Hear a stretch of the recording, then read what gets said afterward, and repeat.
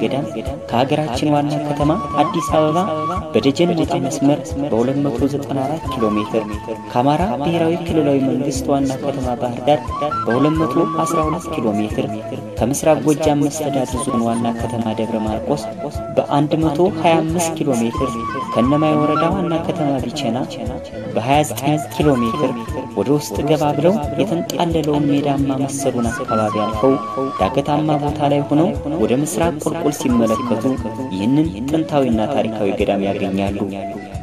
አካባቢው ወይና ደጋ በመሆኑ ለህይወት እጅግ ተስማሚ የሆነ ያረንጓዴ ተክሎችን ነፋሻማ አየር እየማሁ ወደዚህ ቦታ ሲጓዙ አግራሞትን በመጫር ውስጡ በሐሴት መንፈስ መሞላቱ አይቀሬ ነው። እንዲያውም ወቅቱ ጥቅምት ከሆነ ደግሞ የጥቅምትን እሸት ባቄላ አተርና ሽምብራ እየተመገቡ በመካከልም አለፍ አለፍ ብለው የፈነዱ ያደይ አበባ እየተመለከቱ ወደዚህ ቅዱስ ቦታ ሲጓዙ መንፈሳዊነት እንደ ጧፍ ጮራ በአእምሮ ውስጥ ፍንጥቅ ሳይል እንደማይቀር አንጠራጠርም።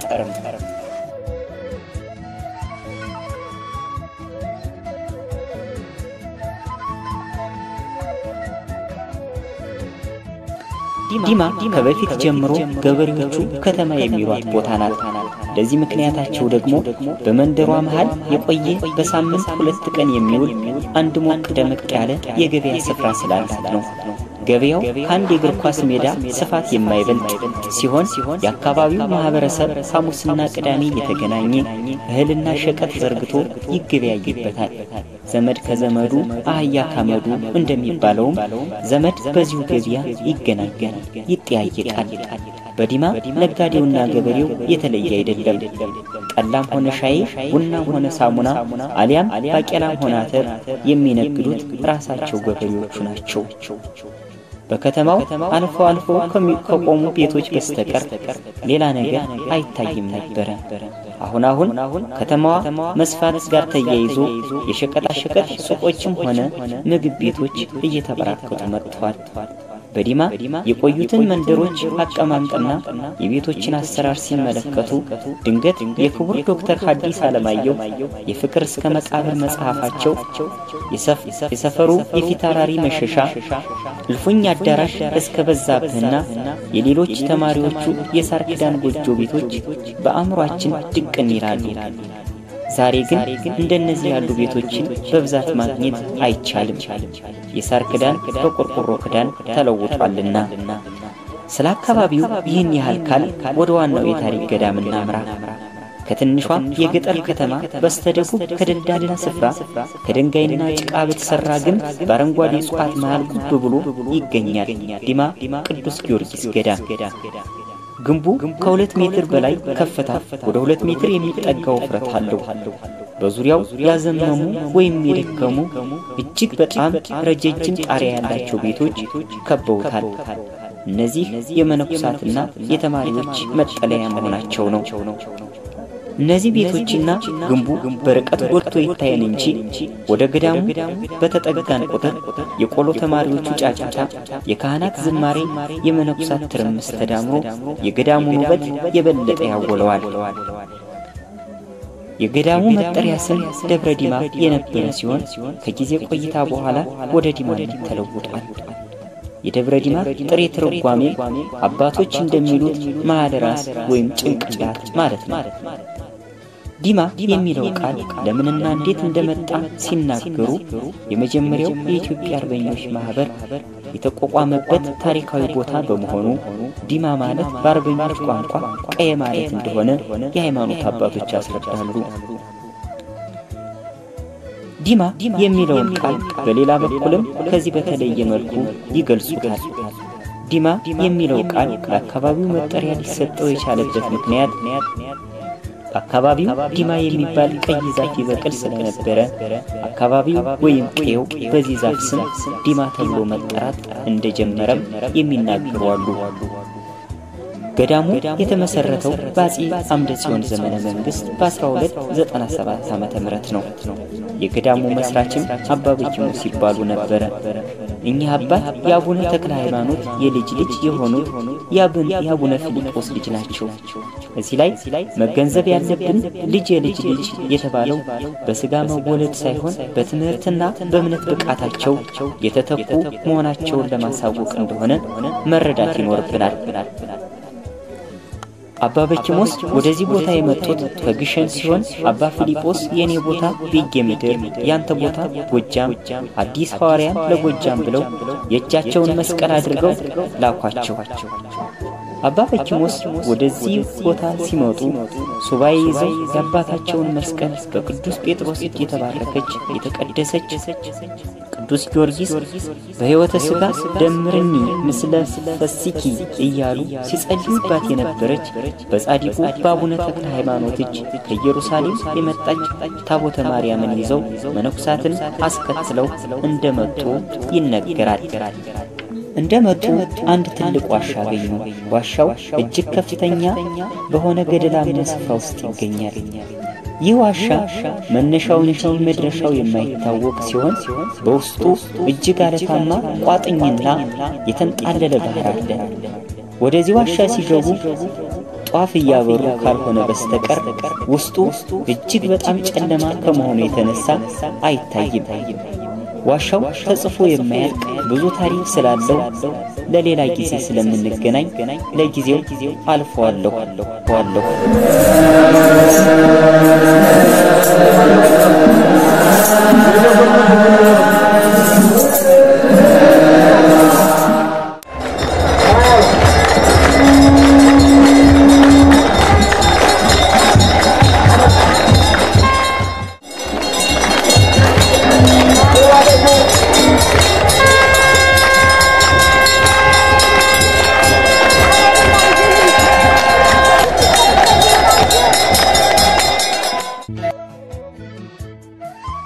አባ በኪሞስ በዚህ ዋሻ ውስጥ የሰሌን መጋረጃ ጋርደው በአንድ ጎን ንዋየ ቅዱሳንን በአንድ ጎን ደግሞ ያመጧቸው መነኩሳት ልጆቻቸውን ይዘው ተቀመጡ። ለብዙ ዓመታትም እዚህ ዋሻ ውስጥ ሥርዓተ ቅዳሴ ያደረጉ ከዋሻው እየወጡ ሕዝበ ክርስቲያኑን እያስተማሩ በወንጌል እየሰበኩ ሲያጠምቁ ቆይተዋል። ከለታት አንድ ቀን እንደተለመደው ስራቸው እያጠመቁ ያለ ከመምናኑ መብዛት የተነሳ ስራቸውን ሳይጨርሱ ቀኑ ይመሽባቸዋል። በዚህም ጊዜ ጌታችን መድኃኒታችን ኢየሱስ ክርስቶስ መላእክትን ልኮ ስለተገለጸላቸው ብርሃን ወረደላቸው። እናም የነበረውን ሕዝበ ክርስቲያን አጠምቀው ጨረሱ። በዚህም የተነሳ የኛ አባት ስም አባ በኪሞስ መባላቸው ቀርቶ አባ ተክስተ ብርሃን እየተባሉ መጠራት ጀመሩ። ይህ ገድል የተፈጸመበት ቦታ ነደ አጥራ እየተባለ ዛሬም ድረስ ይጠራል። ትርጉሙም በእሳት ነበልባል የታጠረች እንደማለት ነው። አባ ተክስተ ብርሃን በዲማ የነበራቸው ገድል ይህ ብቻ አልነበረም። ሌላም ገድል አለ ይላሉ የሃይማኖት አባቶች። በዲማ አካባቢ ከታች ገደል ከላይ ዳገት የሆነ የተለየ ተፈጥሯዊ ገጽታ ያለው ቦታ ከገዳሙ በስተደቡብ ምዕራብ ይገኛል። ይህ ማራኪ የሆነ ተፈጥሯዊ አቀማመጥ ያለው ገደላማ ስፍራ በአካባቢው ነዋሪዎች ዘንድ ገርገደል እየተባለ ይጠራል።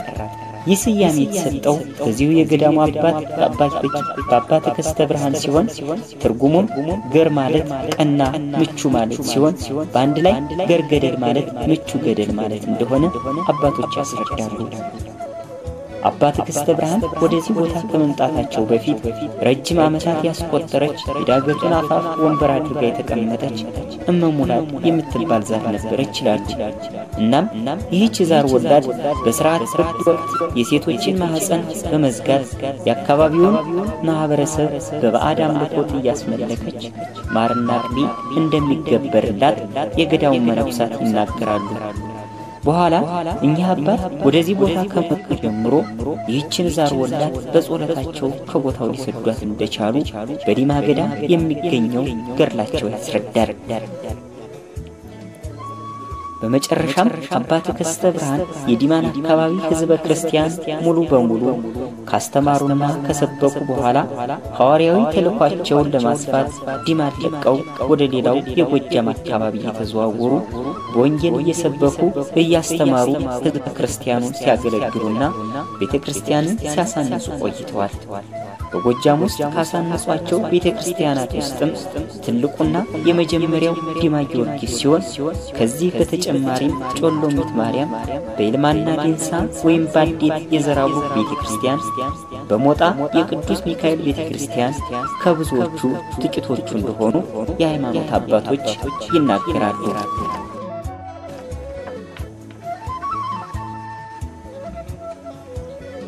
በኋላ በአፄ ይስሐቅ ዘመነ መንግስት ተመልሰው ወደ ዲማ ሲመጡ ያስተማሩት ህዝበ ክርስቲያን በሃይማኖቱ ጸንቶ ስላገኙት ታቦተ ማርያምን ከዋሻው አውጥተው ታቻምባ በተባለ አካባቢ አስተክለው የወንድና የሴት ገዳም ገድመው ለ15 ዓመታት ቆይተው በዚሁ ገዳም አረፉ።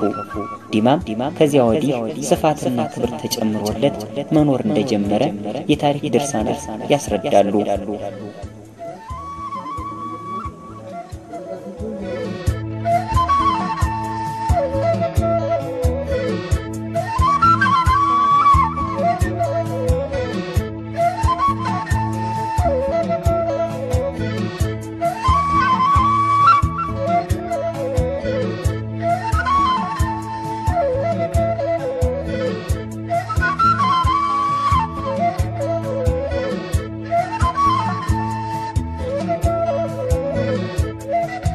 አባ ተከስተ ብርሃን እንዳረፉ ሲሰማ አባ ቶማስ ከግሸን ተልከው የገዳሙ አስተዳዳሪ ሆነው ተሾሙ።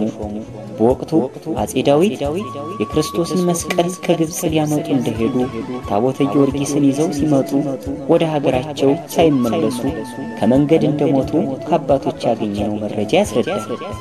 ልጃቸው አፄ ይስሐቅ ካሉበት ተፈልገው ከነገሱ በኋላ የጊዮርጊስን ታቦት ከመስቀሉ ጋር ወደ ሀገራቸው አስገቡ። በመሆኑም ይህ ከመስቀሉ ጋር የመጣው ታቦት በጊዜው ወይባል ከነበሩ ቦታ ላይ ሲደርስ የሚያንቀሳቅሰው ሰው ይጠፋል። በከተማውም ንፋስ፣ ጎርፍና ነጎድጓድ በመሆን መቅዘፍት ይከሰታል። እናም ንጉሱ አፄ ይስሐቅ በሁኔታው ተገርመው የፈቀደላቸው ይህንን ታቦት እንዲያነሱና እንዲወስዱት በዋጅ ያስመክራሉ። የዚህን ጊዜ የየገዳማቱና የየአድባራቱ ቀሳውስትና ሊቃውንት ታቦቱን ለማንሳት ወደዚህ ቦታ ከተለያየ የሀገሪቱ ክፍል መጉረፍ ይጀምራሉ። በዚህን ጊዜ የዲማ አስተዳዳሪ ሆነው በአባ ተከስተ ብርሃን የተሾሙት አባ ቶማስ ቀረብ ብለው ቢያነሱት እንደ ገለባ ሆነላቸው። ንጉሱም ይህንን ሲያዩ ደስ ብሏቸው ለአባ ቶማስ ታቦተ ጊዮርጊስን የሚቀመጡበት በቅሎ፣ ራስ ቆብ፣ ነጋሪ፣ ራስ ማሰሪ አድርገው ቦታውን የራስነት ስልጣን ሰጥተው ወደዚህ ቦታ ላኳቸው። ታቦቱም መጀመሪያው እንደመጣ ዲማ ዋሻ እንደገባ ይነገራል። ይህም የሆነበት ምክንያት በወቅቱ አሁን ዲማ ያለበት ቦታ የታወቀ ስላልነበረ በሰዓቱ የነበረው ቤተክርስቲያንም ከዋሻው ውስጥ የነበረ በመሆኑ እንደሆነ አባቶች ይናገራሉ። ይህም በመሆኑ ቤተክርስቲያኑ አሁን ካለበት ቦታ ከተሰራ በኋላ ይህንን ታቦተ ጊዮርጊስን ከዋሻው አውጥቶ ቤተክርስቲያን ለመውሰድ የተሞከረ ቢሆንም ተመልሶ ወደ ዋሻው እንደሚሄድ ይነገራል። ይህ ሁኔታ በየዓመቱ ሚያዝያ 23 ክብረ በዓሉ በሚከበርበት ሰዓት የሃይማኖት አባቶች 7 ቀን ሱባኤ ገብተው ታቦቱን ከዋሻው ካወጡት በኋላ በረድኤት በዝክሩ ዕለት የተለየ ንፋስ ሽውታ ይነፍሳል። በዚህም ጊዜ ታቦቱ በንፋስ ተመልሶ እንደሚሄድ ይታመናል። እንግዲህ ታቦተ ጊዮርጊስ በአባ ቶማስ አማካኝነት ወደዚህ ቦታ ከመጣ በኋላ ደብረ ዲማ ቅዱስ ጊዮርጊስ ገዳም ተብሎ መጠራት ጀመረ።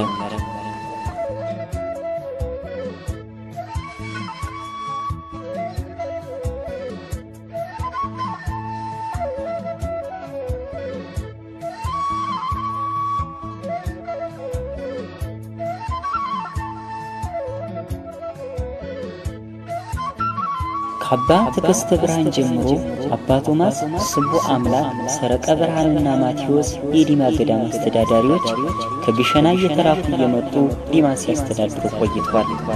በኋላ ግን ለዲማ ገዳም 6ኛ አስተዳዳሪ ሆነው የተሾሙት አባ ተክለ አልፋ ዲማ መንኩሰው ዲማን ማስተዳደር የጀመሩ የመጀመሪያው አባት ናቸው።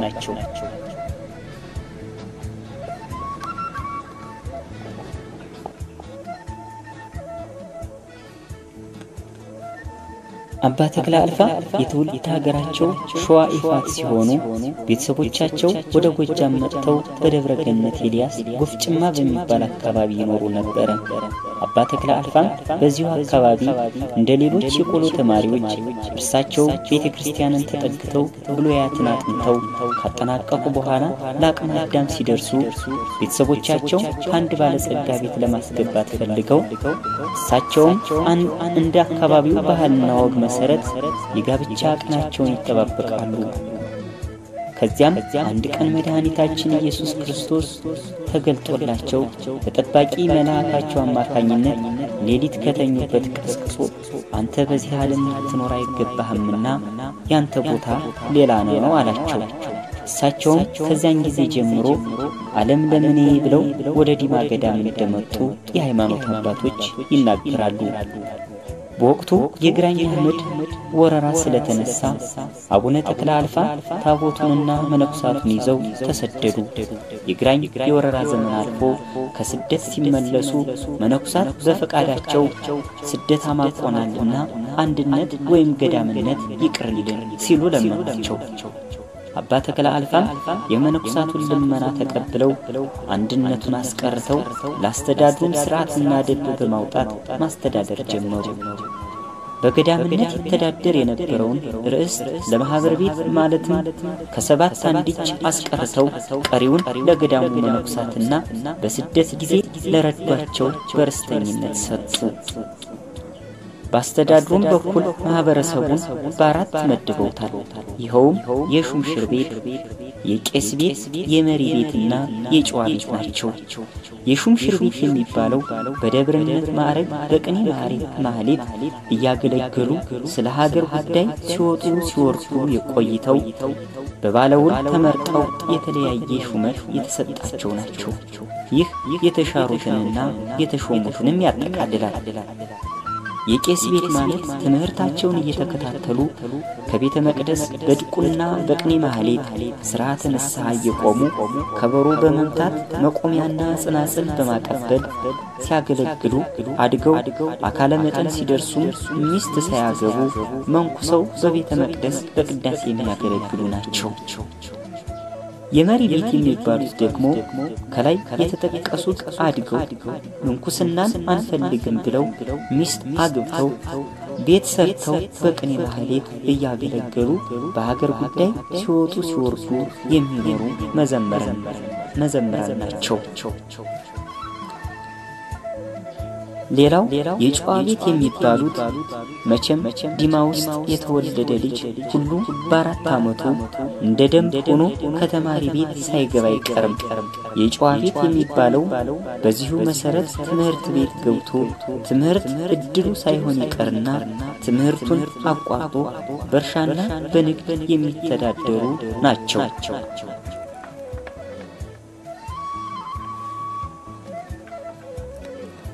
አባ ተክለ አልፋ ይህን በመሰለ መልኩ ማህበረሰቡን በመመደብ ሲያስተዳድሩ ቆይተዋል። ሥርዓቱም ከማህበረሰባዊ አወቃቀሩ አንጻር ዲሞክራሲያዊ ሥርዓት ነበር። ማንኛውንም የሀገር ጉዳይ እነዚህ ማህበረሰብ ክፍሎች መክረውበት ዘክረውበት የሚፈጸም እንጂ በተናጠል አይሰራም። ህዝቡ የሚተዳደረው በመረጣቸው ልጆች ስለሆነ በየ3 ዓመት ምርጫ እያደረገ የሚገባውን በየደረጃው እየሾመና እየሻረ የኖረ ገዳም ነው። ገዳሙ አሁንም ድረስ ቢሆን በአባ ተክለ አልፋ ሥርዓትና ደንብ እየተዳደረ ይገኛል።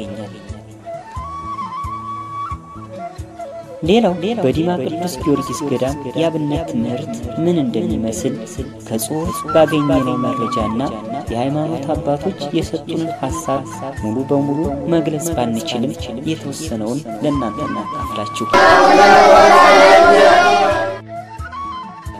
የኢትዮጵያ ኦርቶዶክስ ተዋሕዶ ቤተክርስቲያን ረጅም ዓመታት ዕውቀትን ሽተው ወደ እርሷ የሚመጡትን ሰዎች በሚገባ ቀርጻ በዕውቀት አበልጽጋ በስነ ምግባር ኮትኩታ በሀገር ፍቅር ገንብታ ከፊደል እስከ ትርጓሜ መጽሐፍ ድረስ ትምህርት የምትሰጥባቸው መካነ ጉባኤያት ወይም የትምህርት ቦታዎች የአብነት ትምህርት ቤቶች ይባላሉ።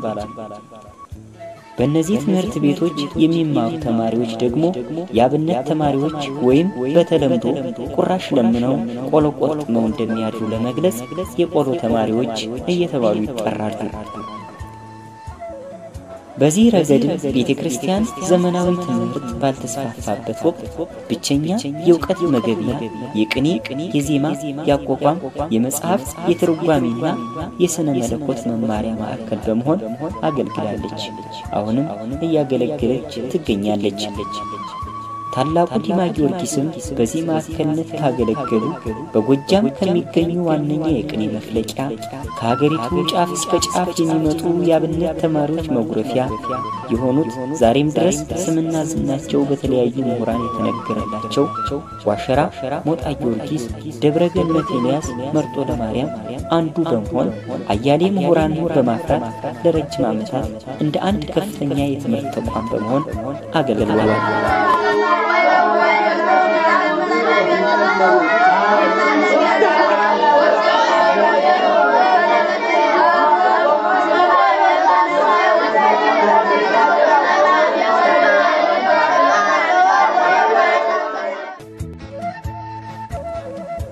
ስለ ዲማ ያብነት ትምህርት ቤት ሲወሳ መቼም የክቡር ዶክተር ሐዲስ ዓለማየሁ መጽሐፍ ፍቅር እስከ መቃብር፣ የበዛብህና የሰብል ወንጌል የፍቅር ትራጀዲ ቲያትር መሰሉ ሁኔታ ትውስ ሳይለን እንደማይቀር የመጽሐፍቱ አንባቢዎች ይመሰክራሉ። ጥበብን ለማፍራት ዕውቀትን ለመገብየት ሐዲስ ዓለማየሁ በፍቅር እስከ መቃብር መጽሐፋቸው ዋና ገጸ ባህሪ አድርገው የበዛብህን የዕውቀት ፍለጋ ከማንኩሳ ተነስተው የዲማን የቅኔ ትምህርት ቤት እንደገለጹት ሁሉ የትውልድ ሀገራቸውን ትተው ጎራ ዞረው ወንዝ ተሻግረው የሞቀ የደመቀ ሳይለብሱ የላመ የጣመ ሳይጎርሱ ከውሻ ተከላክለው ቁራሽ እንጀራ ለምነው የተለያዩ ፈተናዎችን ተቋቁመው በዲማ የቅኔ ትምህርት ቤት የተማሩ ዛሬ በተለያዩ የሀገሪቱ አካባቢዎች አንቱ የሚባሉ ምሁር ለመሆን በቅተዋል።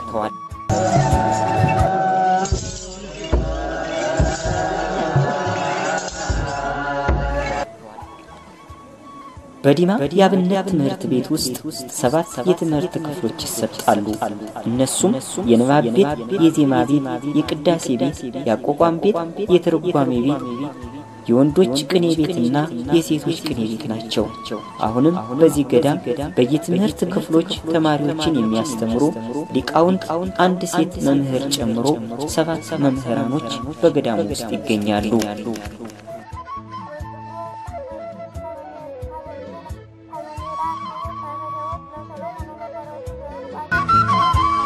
ዲማ ለመንፈሳዊ ትምህርት ሃይማኖትና ሕግን መንፈሳዊ ሥርዓቶችን በሥጋ በኩል መልካም አስተዳደር መጽሐፍ የሚከለክለው ሙስናን መዋጋት አገር ጥበቃን ስለ ሀገር ፍቅር ስለ ሃይማኖት ክብር መስዋዕትነት በተሰመሰለ የሚያበረክተው ዕውቀትና ትምህርት ለሕዝብ ሲያስተምር የኖረ ነው። ማዳንን በማይሻር ቃል ወዳንያለ ማዳንን በማይሻር ቃል በስረለን በአምስቱ ዓመታት የጠላት ወረራ ዘመንን ፍይንተ አበውኪ ተወልዱ ለኪ ደቂቅ በአባቶች ፈንታ ልጆች ተወለዱልሽ የሚል ማህተም አስቀርጾ የጀግኖች አርበኞች ማህበር አቋቁሞ አርበኞችን በተለያዩ መልኩ በመርዳት ከንጉሠ ነገሥቱ ዘንድ ይመጡ የነበሩትን መላእክተኞች በመቀበልና ከሀገር ወደ ሀገር በማስተላለፍ ከፍ ያለ አስተዋጽኦ አበርክቷል።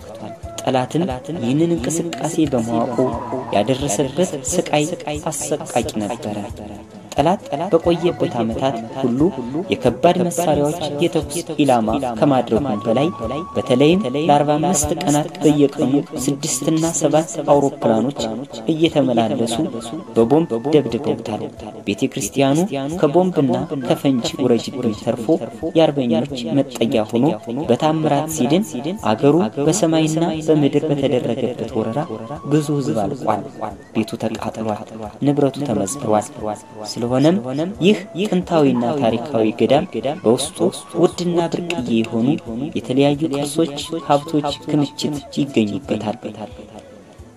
ቅርስ ህዝቦች በረጅም የታሪክ ዘመናቸው የሚያፈሩት የማንነታቸው መለያ የታሪክና የባህል አሻራ ነው።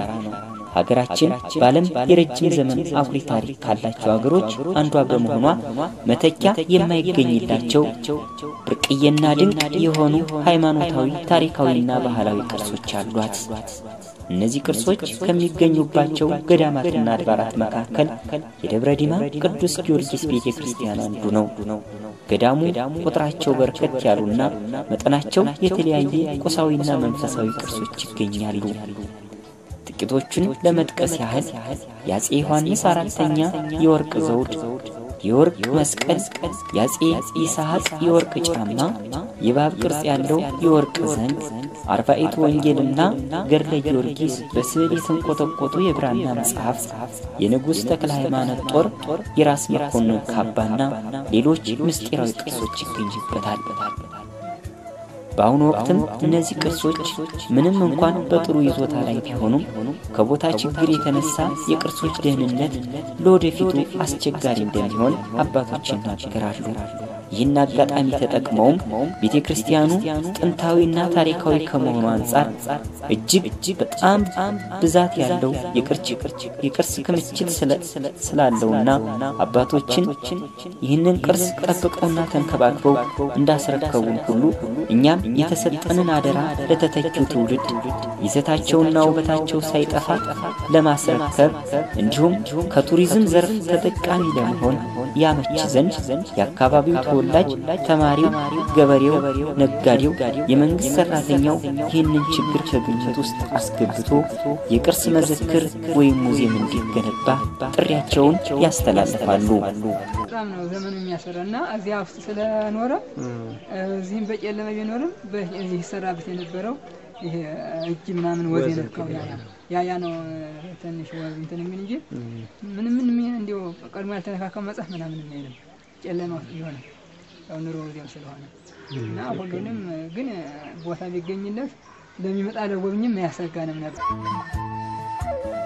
የልማት እንቅስቃሴ በዲማ ቅዱስ ጊዮርጊስ ገዳም።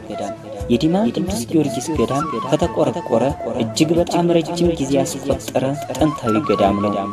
በዚህ ረጅም ዓመታትም የራሳቸውን ገጽታ ለገዳሙ እየተው ማለፋቸው የታሪክ መዛግብት ቀደምት ሊቃውንትና አባቶች እንዲሁም ራሱ በቦታው ያሉ ቅርሶች ሕያው ምስክሮች ናቸው። ገዳሙ ያለውን አጠቃላይ ሁኔታ ለመግለጽ ሙሉ በሙሉ ማስፈር ባንችልም በዘመናችን የተከናወኑትን ሁሉንም ባይሆንም የተወሰኑት የሚከተሉት ናቸው። የገዳሙ መንፈሳዊ እንቅስቃሴ ብቻ ሳይሆን ለአካባቢው ህብረተሰብ፣ ለገዳማውያንና ለተማሪዎች እንዲሁም ለሀገራችን በልማቱ ጉልህ አስተዋጽኦ ያደረገ መሆኑ በተጨባጭ ማስረዳት ይቻላል። ገዳሙ ከተገደመ ጀምሮ በርካታ ቁጥር የነበራቸው የገዳማውያንን ወይም መነኩሳትን መምህራንንና ተማሪዎች ያስተናገደ ቢሆንም አሁን ግን ቁጥራቸው በተለያየ ችግር ተመናምኗል። በአሁኑ ሰዓትም 156 መነኩሳት፣ 7 የገዳሙ መምህራንና ከ284 የማያንሱ ደቀ መዛሙርት በአጠቃላይ ወደ 500 የሚጠጉ ገዳማውያንን የያዘ ገዳም ነው። ይህ ከላይ የተጠቀሰው የሰው ኃይል ከመንፈሳዊ አገልግሎት በተጨማሪ እጅግ በጣም ፈርጀ ብዙ ማህበራዊ፣ ኢኮኖሚያዊና ባህላዊ ልማቶችን ለረጅም ዓመታት ሲያከናውኑ ቆይተዋል። አሁንም ይህን ገደብ የለሽ ልማታዊ እንቅስቃሴያቸውን በበለጠ በማጠናከርና በማደራጀት ሀገራዊ ድርሻቸውን እየተወጡ ይገኛሉ። ገዳም ውስጥ የሚገኙት ገዳማውያን ስራቸውን የሚያከናውኑት አቅምንና ጉልበትን መሰረት ያደረገ የሥራ ክፍፍልን መሰረት በማድረግ ነው። ይህም ሲባል ብዙ ጉልበት የማይጠይቁ አትክልቶችን ውሃ ማጠጣትና መንከባከብ፣ ሸንኮራ አገዳና ሌሎችን ፍራፍሬዎች ለቅሞ መሸጥ፣ በርበሬ ማረምና መልቀም፣ ጌሾ መልቀም፣ ነጭ ሽንኩርት መቁረጥና ለገበያ ማዘጋጀት፣ በቆሎ መፈልፈልና ምግብ ማዘጋጀት በአቅመ ደካሞች የሚሰሩ ስራዎች ናቸው። ሌላው ደግሞ ብዙ ጉልበት የሚጠይቁ ዳገት ተዳፋቱን ወጥተው ወርደው የሚያርሱ የሚቆፍሩ የሚያጭዱ የሚወቁ እንዲሁም ምርቱን ተሸክመው ወደ ጉተራ የሚያስገቡ ጉልበት አቅም ያላቸው ተማሪዎችና ወጣት መነኩሳት ናቸው። ብቻ ምን አለፋችሁ በዲማ ቅዱስ ጊዮርጊስ ገዳም የሚገኝ አካል ጉዳተኛም ይሁን አቅመ ደካማ አሊያም ወጣት ያልሰራ ይበላል የሚለውን አባባል ይዘው ለሀገራቸው እድገት የበኩላቸውን ድርሻ ለማበርከት ሌት ተቀን ደፋ ቀና ሲሉ ይታያሉ። ገዳሙ ከሚያመርታቸው ሰብል አትክልትና ፍራፍሬ መካከልም